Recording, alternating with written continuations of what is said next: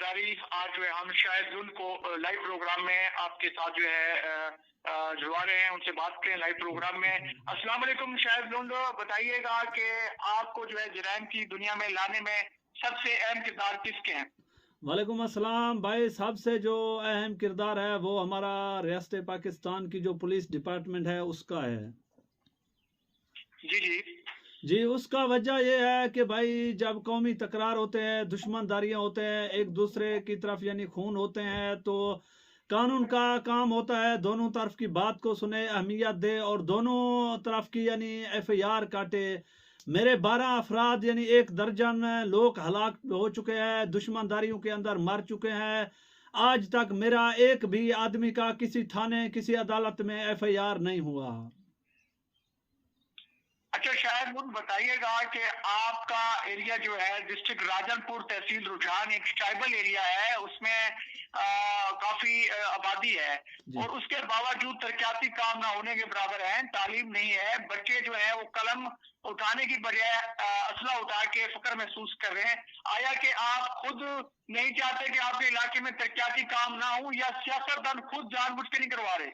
नहीं शाह महमूद भाई, ये बात इस तरह है कि आपको मालूम है हमारा इलाका जो है पंजाब का यानी ज़िला राजनपुर का जो ज़िला है उसमें तहसील रुझान है। नीचे कश्मीर से लेकर यानी इच्छा बंगला था, बीच में ये जितनी भी रास्ता है ना, यानी ये ज़मीन है, यहाँ आबादी है, लोग बसते हैं। यहाँ सबसे पहले जो अहम चीज़ होती है तालीम, वो भी नहीं है। दूसरा यानी सरकारी अस्पताल होना चाहिए, वो भी नहीं है। यहाँ लोगों को तालीम नहीं है, लोगों को कोई यानी पाकिस्तान की तरफ से सियासी लोगों की तरफ से इदारों की तरफ से कोई चीज़ भी यहाँ सहूलत नहीं है। तो लोग क्या करें यार, फिर ये झगड़े ये फसाद ये फितना ना करेंगे तो लोग क्या ढोलकी बजाएंगे, क्या करेंगे लोग? अच्छा मुझे शायद भाई ये बताइएगा कि आपके ऊपर 1 करोड़ उन्होंने इनाम रखा है, तो मुझे ये बताएंगे कुल टोटल कितने जो मुकदमात में जो है आप उसमें जो है रिकॉर्ड याफ्ता है? शाह महमूद भाई, असल में बात यह है कि जो मेरे यानी जानियत के हिसाब से या मेरे जुर्म के हिसाब से वो तो हमारे दुश्मनदारियां हुए हैं। दुश्मनदारियों में यानी 7-8 खून लोगों की दूसरों की हुए हैं, कुछ मेरे अपने हुए हैं, जैसे मैंने आपको बताया। तो मेरे ख्याल में मेरे ऊपर वही एफआईआर होना चाहिए थे। बाकी इस वक्त मेरे ऊपर 37 मुकदमा है, 19 है ज़िला रहीम यार खान की और 18 है राजनपुर की। जो ज़िला रहीम यार खान की एफआईआर है वो सिर्फ मैंने लोगों की मदद किया। काफ़ी लोग गरीब गुरबे अगवा हो जाते थे, तो उनके लिए यानी उनका वर्सा कुरान पाक लेके आता था, हम दूसरे कौमों की तरफ जाते थे, लोगों को मिन्नतें करते थे, उनकी आदमी हम बाजियाब करा देते थे, फिर उल्टा पुलिस वाले उन्हीं की एफआईआर ही मेरे ऊपर डाल देते हैं। लेकिन मैंने कोई इस तरह का गलत काम आज तक नहीं किया। अगर मैं गलत काम करता भाई, लाखों रुपए कमाता, लोगों को अगवा करता, डगेटियां लगाता, तो मैं ये सरेआम वीडियो के सामने कभी नहीं आता। क्योंकि हम मजलूम लोग हैं, हम दुश्मनदारियों वाले लोग हैं, हमारे जाति यानी झगड़े अपने कौम से हुए हैं, दूसरे कबीलों से हुए हैं, काफ़ी 4-5 कौमों के साथ अभी तक मेरा दुश्मनदारी चलता रह गया। अभी जाकर यानी हमारे अल्हम्दुलिल्लाह फैसले हुए हैं, सुलह हुए हैं, हमने जिरगे भी अदा कर दिए हैं। अभी सिर्फ हमारा इंतज़ार ये है कि रियासत पाकिस्तान की जो गवर्नमेंट पुलिस है वो हमें इंसाफ फराहम करे, ताकि हम मज़ीद आगे जो हमारा ज़िंदगी है वो हमारा भी अच्छा बने, जो हमारे बच्चों का ज़िंदगी है, आम आवाम का ज़िंदगी है, उनका ज़िंदगी भी अच्छा बने। अच्छा आप मुझे ये बताएं, अगर ये आप नहीं कर रहे तो कौन कर रहा है? आए रोज शरीफ शहरियों को अगवा किया जा रहा है। शरीफ शहरी जो है गरीब लोग महफूज नहीं है, उनकी इज्जतें महफूज नहीं है, जिसके घर में खाने को कुछ नहीं है उनसे लाखों रुपए करोड़ों रुपए मांग रहे तावन। तो इसमें अगर आप नहीं है तो फिर कौन लोग हैं? अगर ये हो रहा है, आपको क्या लगता है ये लोगों के साथ सही हो रहा है? नहीं, ये तो सरासर ज्यादती है और ये यानी नाजायज़ी है। इंसान की और मुसलमानों की गरीबों की जज्बात के साथ खेलना ये तो जुल्म है। ये हो रहे हैं, बिल्कुल इस चीज़ का मैं इकरार करता हूँ कि ये काम नहीं हो रहे, लेकिन ये काम हो रहे हैं। बहरहाल ये जो ज़िला राजनपुर है, जैसे या ज़िला रहीम यार खान है, इस जगहों में नहीं हो रहे हैं, ये दूसरे सूबे में हो रहे हैं। ये मीडिया भी जानता है, पुलिस वाले जानते हैं, तमाम खुफिया इदारे भी जानते हैं, क्योंकि इदारों की लोग भी उठाए जा चुके हैं। काफ़ी लोग हैं इस वक्त मेरे राब्ते में है, 10 से 12 अफराद जो है इस वक्त दूसरे सूबे के अंदर अगवा हो चुके हैं। उनमें काफ़ी गरीब है। पिछले दिनों यहाँ यानी एक गरीब है, महाना कबीले से ताल्लुक़ रखता है, वो सादकाबाद में रहता है, उसका बेटे को उठाया गया। हालांकि मैं ज़ाती तौर पर उनको जानता हूँ, उसकी बेटे को उठाया गया। वो बेचारा यानी सारा दिन मेहनत मजदूरी करता है, लेकिन इस तरह नहीं होना चाहिए। या तो इसमें हमारे इदारे मुलविस है, या तो हमारे इदारों की वहाँ तक हाथ नहीं पहुँच पाता है जो लोग इस तरह के काम करते हैं। फिर उनका गुस्सा निकालने के लिए फिर हमें टारगेट बना दिया जाता है। अगर वो आपको टारगेट बना रहे हैं तो ये अब गरीब जो कांस्टेबल हैं, जो हमारे सिपाही भाई, नौजवान प्रदेशी लोग जो सिपाही रैंक के लोग हैं, उनका कोई कसूर नहीं है। वो बेचारे जहाँ पे उनको ड्यूटी पर मामूर करें, उनको जो है वो शहीद किया जा रहा है। इस बारे में आप क्या कहेंगे? जो नौजवान सिपाही शहीद हो रहे हैं, जो बड़े बड़े अफसर हैं, वो तो आपको पता है परस्ती में लगे हुए हैं, वो जो है जो कुछ कर रहे हैं, बड़े अफसर हैं। तो उसके अलावा गरीब लोगों को क्यों निशाना बनाया जा रहा है, जो छोटे रैंक के जो है वो है पुलिस का? ये भाई आपने बहुत अच्छा सवाल किया, क्योंकि जो पुलिस वाले छोटे छोटे मुलाजिम है उनसे हमारा भी हमदर्दी है। वो बेचारों को ऐसे जगहों में रखा जाता है जहां यानी उनको जान की बाजी देना पड़ता है, क्योंकि फिर पुलिस वाले भी कई अफसरात ऐसे आते हैं, करप्ट ऑफिसर, वो नाजायज लोगों को कत्ल करते हैं, फिर उनकी बदले की वजह से फिर इस तरह मुलाजमिन को शहीद किया जाता है। लेकिन यहाँ काफ़ी ऐसे जगहों में पिकेट हम कहते हैं जहाँ यानी चौकी लगाया जाए, वहाँ ऐसे चौकियाँ 10-12 मुलाजिम बेचारे होते हैं, तो मौका मिलते ही डाकुओं को या जो दुश्मनदार लोग हैं जिनकी पुलिस ने नाजायज लोगों को कत्ल किया, वही लोग उनको टारगेट बना देते हैं। ये तो जुल्म है, ज्यादती मुलाजिमों के साथ हो रहा है। अच्छा शाहरुख, ये बताइएगा कि आपको जो है ये हैवी वेपन जो है, ये असला जो है कौन फराहम कर रहा है? आपको असला कौन दे रहा है? इसके पीछे किसका हाथ है? ये जो असला आपके पास है वो शायद पुलिस के पास भी ना हो। नहीं नहीं, ऐसा नहीं है। पुलिस के पास भाई जदीद असला है, उनके पास टेक्नोलॉजी है, उनके पास ब्लड प्रूफ गाड़ियां हैं, उनके पास चैन APCs गाड़ियां हैं। हमारे पास इस तरह नहीं थे। हम अल्लाह के सहारे पर कि मैंने ये आपको कहा है कि आपके पास ये असला है, हैवी वेपन्स हैं, ये आपको कौन दे रहा है? भाई ये असला आपको मालूम है, यहाँ देहात में और पेड़ पौधों में हमने अपने फैक्ट्रियाँ नहीं लगाए हुए हैं कि हम अपने फैक्ट्रियाँ लगा के तैयार कर रहे हैं। ये भी अल्हम्दुलिल्लाह हमें मिल जाता है। जिनके पास इनका यानी फैक्ट्रियाँ हैं, जिनके पास निगरानी है, वही लोग उसे हमें असला मिलता है। हम तो अपने हाथों से नहीं बना रहे हैं। अच्छा, इसके अलावा भी ये बताइएगा कि आपका जो है ट्राइबल एरिया जैसे कबायली आपके झगड़े वगैरह हैं, तो इसको हल करने के लिए आपके ये सरदार वडेरे आपके जो बड़े हैं वो इसमें कोई किरदार अदा नहीं कर रहे, कोई जिरका वगैरह जिरके का मामला करें?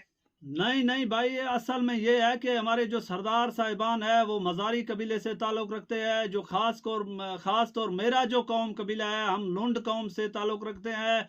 हमने तो डायरेक्टली काफ़ी सरदार रियाज महमूद मज़ारी साहब से बात किया फ़ोन पर। उसको कहा है कि लोग मर रहे हैं यहाँ। दुलानी और बन्नू कौम की जब यानी आपस में दुश्मनदारी पैदा हुआ, यहाँ कम अज़ कम यानी 20-24 खून हो चुके हैं। फिर मेरा कौम जहाँ दूसरे कौमों के साथ लड़ाई हुआ, तकरीबन 17 से 18 खून हो गए।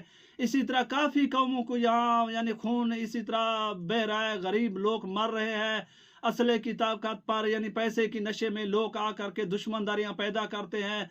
फिर ना ही हमारे सरदार साहिबान इस चीज़ को देखते हैं, ना ही हमारे सियासी लोग जो दूसरे हैं वो देखते हैं, ना ही हमारे खुफिया इदारे देखते हैं, ना ही पुलिस वाले तो देखते हैं कि ये लोग लड़े आपस में, बलोच मरे, ताकि हमें फ़ायदा हो, हमें मफाद हो। एक तरफ की पैसा मारते हैं खाते हैं, दूसरे तरफ को डाकू बना देते हैं। असल के डाकू बनाने में बड़े लोगों का हाथ है। आपको इस हद तक जो आप पहुंचे हैं, आपका एरिया जो है ये एक पसमंदा इलाका है, तालीम ना होने के बराबर है, इसमें किसी न किसी बंदे का पीछे से हाथ है। अच्छा, दूसरी जानिब ये बताइएगा कि कुछ दिन के बाद DPO रहीमर खान ने जो है मीडिया प्रेस कॉन्फ्रेंस में कहा कि शायद लोग जो है स्पेशली अपने आप को सिलेंडर करें, तो क्या ख्याल है आपका? सिलेंडर करने को क्यों तैयार नहीं है आप? भाई आपको मालूम है पुलिस का ज़्यादा इस मुल्क में अहमियत है, इज़्ज़त है, जहाँ हमारे पाक इदारे का ज़्यादा अहमियत इज़्ज़त है। पाक इदारे के सामने गुलाम रसूल और छोटू ने सलेंडर किया, उसकी फैमिलीज़ के साथ, उनकी बच्चों के साथ। आज हुकूमत क्या रवैया अख्तियार कर रहा है? हमारे इदारों को जो सामना करता है उनके सामने झुकता है, उनकी इज्जत करता है, उनकी तरफ हाथ बढ़ाता है, तो इदारों को चाहिए कि उनकी ख़ानदान को महफूज किया जाए। ऐसा हम कभी नहीं सरेंडर करेंगे, क्योंकि ये तो जुल्म है सर। एक आदमी जब जुर्म की दुनिया को छोड़ करके खुद को सरेंडर करे, उसकी बात को, फैमिली को दोबारा हुकूमत वाले टारगेट बनाए, उनकी खवातीन को उठाए। हमें भाई पुलिस वालों पर तो कभी भी इत्मीनान नहीं है, चाहे ये कुरान पाक भी सर पर उठा ले कि आप लोग सरेंडर हो जाए, हम सरेंडर नहीं होंगे जब तक इन्होंने जैसे हमारे ऊपर नाजायज गलत एफआईआर सियासी वडेरे मुखबिरों के कहने पर काटे हैं, जब तक उनका हमें आम माफी नहीं देंगे तब तक हम कोई भी सरेंडर नहीं होंगे। अच्छा शाहदुल, ये बताइएगा कि आप शायद नहीं जानते कि आप रियासत को हिट कर रहे हैं, जैसे कि नवाब अकबर बुक्की भी एक अहम शख्सियत थे और उनको भी जो है उन्होंने मिटा दिया। तो आप क्या समझते हैं कि आप रियासत को हिट कर रहे हैं, इसके आपको कोई खदशात नहीं है? सर उसने तो पाक फौज से टक्कर लिया, लेकिन हम पाक फौज की दुश्मन नहीं है। उनके लिए हमारा आज भी इज्जत है, उसके लिए आज भी हमारे ज़बान से नारे निकलते हैं, पाक फौज जिंदाबाद। बाकी ये कबैली झगड़े हैं, जब पुलिस की मामलात है, अगर उनमें कोई अच्छा बड़ा अफीसर, इत्मीनान वाला अफीसर हमारे तरफ आता है तो हम उनको वेलकम करेंगे, लेकिन वेलकम इस तरह करेंगे कि वो हमें आम माफ़ी दे दे। जितना एफआईआर हुए हैं, गलती हुए हैं, खताएं हुए हैं, चाहे नहीं हुए हैं, झूठी है सच्चे है, तो हमें आम माफ़ी दिया जाए, तो इस इलाके को, इस रुझान की कच्चे को अमनपुर बनाया जाए, तो इससे बेहतर कोई भी बात नहीं हो सकती।